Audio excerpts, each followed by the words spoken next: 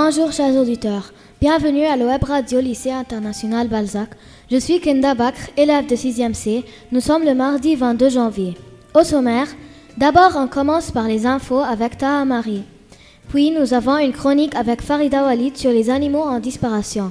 Après, une devinette avec Ali Ossam, puis une chronique avec Lara Elal sur le petit déjeuner équilibré. Enfin, une blague avec Nourallah Esham.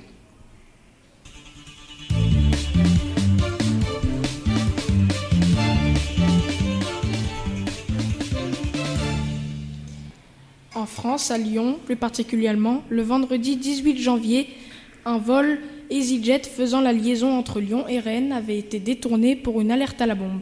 L'auteur a été identifié. Un étudiant rennais de 23 ans qui ne voulait pas que ses parents le rejoignent dans la capitale bretonne. Quelle horreur! Quand les marches lycéennes pour le climat.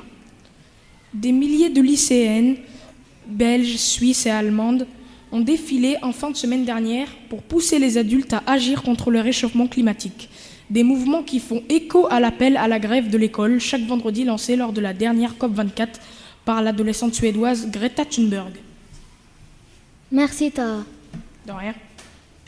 Alors Farida, c'est vrai qu'il y a des animaux en disparition?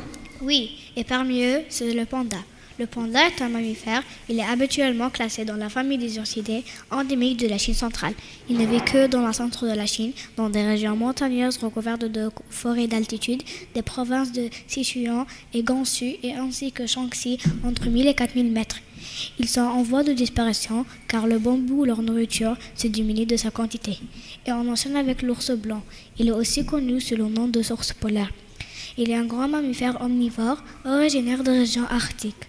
C'est avec l'ours kodiak et l'éléphant de mer, l'un des plus grands carnivores terrestres, et il figure au sommet de pyramides.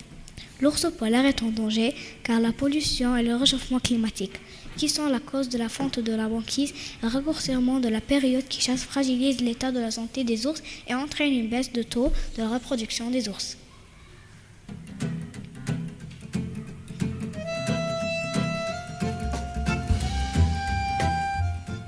Allez chers auditeurs, on va s'amuser un peu avec Ali qui va nous présenter 2 devinettes. Mon premier fait miaou. Mon deuxième est le contraire de tard. Mon tout est là où habitent des gens riches. C'est pas château? Oui, c'est juste. Bravo. Allez, une deuxième. Oui, d'accord. Mon premier est un félin. Mon deuxième est un félin. Mon troisième est un félin. Mon tout est une danse. Alors c'est quoi ça? Je sais pas. Je sais pas, c'est Tu peux le dire s'il te plaît? Tu dis la réponse? D'accord. C'est le cha-cha-cha.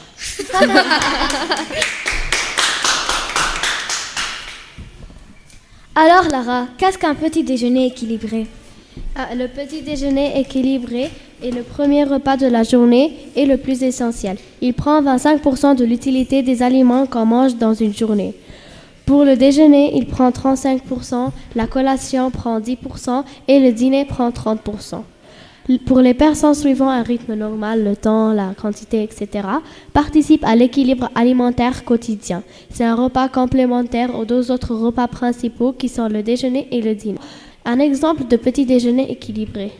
Il doit y avoir un produit céréalisé, un fruit ou jus fraîche de fruits, une boisson et un produit laitier. Merci. Merci. Il ne faut pas donc rater son petit déjeuner, chers auditeurs.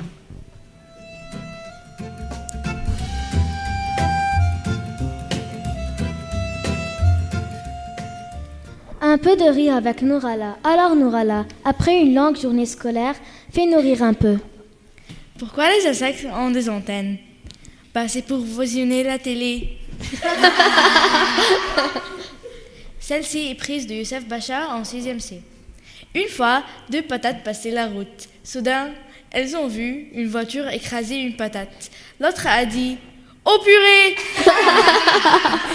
Merci Nourallah. Merci chers camarades et merci à Madame Kamali à la console technique. Merci chers auditeurs, à une prochaine émission sur votre web radio Lycée International Balzac.